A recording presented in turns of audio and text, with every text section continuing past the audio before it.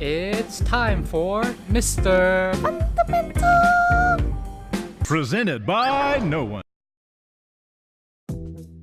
With such a huge roster turnover and a new coach at the helm, there's a lot of question marks around the Los Angeles Lakers. Through their preseason games, there are a few things I've noticed. Firstly, Frank Vogel placed an emphasis on playing tough defense and make their presence felt on that end. And boy did they do that. Just ask Kyrie, LeVert, and this cameraman. LeBron trips over him first, and then McGee knocks him over. Jokes aside, the Lakers have some great perimeter defenders who slice their feet very well and stayed attached to their man. Joe Harris was only preventing Caruso from blocking a shot, and that's when McGee swoops in for the rejection. Even LeBron is engaged on this play, preventing his player from using the screen. AD tags the roll man and rushes Prince off the 3-point line. Then LeBron forces Prince into an awkward attempt. Although the refs could have called a foul on KCP, every time the offense attacks, they see a Lakers jersey in front of them. By pairing AD with another big, the Lakers increase their chances of having a rim protector in front of the rim. Bradley chases Dinwiddie, McGee contains well, and AD just snatches the alley-oop pass. They also use their size to their advantage on the offensive end as well, and it was very evident during their games against the small ball Warriors.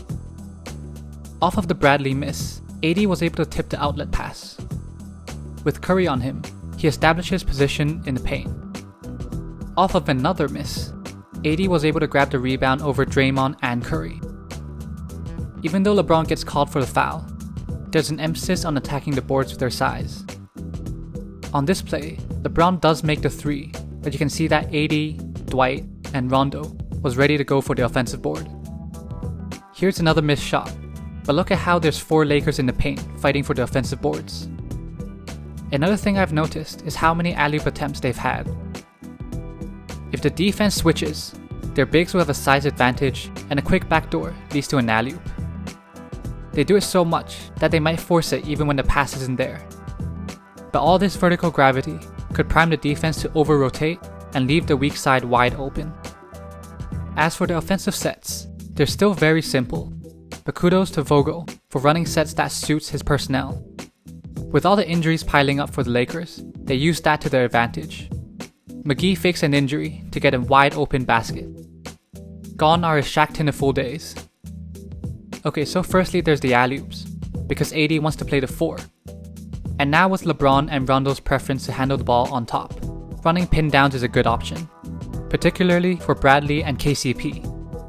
Sometimes they'll add some size to that and run the pin down at the block for their bigs. But the most effective way of running this is involving both their star players. LeBron curls off the AD pin down, and a quick pocket pass leads to a bucket. These actions do break down quite often, because there's no second option.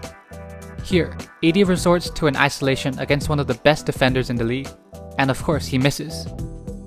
They ran a lot of pick and rolls as well when the offense gets stagnant. Again, if it involves their 2 star players, it'll yield great results. But far too often, Rondo and LeBron will take turns running pick and rolls, while the other stands around on the weak side. Even though Rondo is shooting well from deep in preseason, defenses will still sag off him. This gives LeBron's pick and rolls less space to work, but he gets bailed out with a superstar call. I do have a few worries about the Lakers on both ends of the floor. Vogel doesn't want his team to switch, so his bigs will be sagging off their man to contain ball handlers.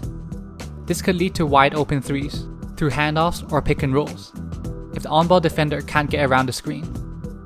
There are also a few occasions where the ball handler just blows by their big, forcing the defense to over-rotate and wide open shots.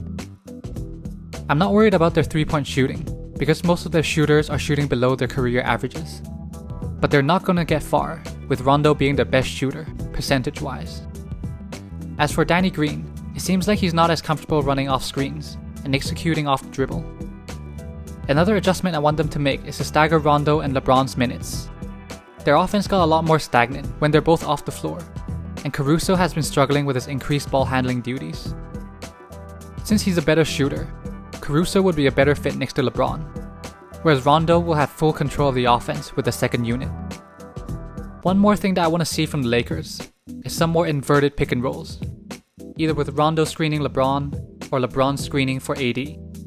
This would put the defense into a tough spot and usually result in a basket. And that's it.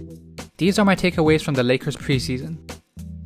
Thank you for watching this video and I hope you enjoyed it. Please give it a thumbs up down below, subscribe, and I'll see you next time.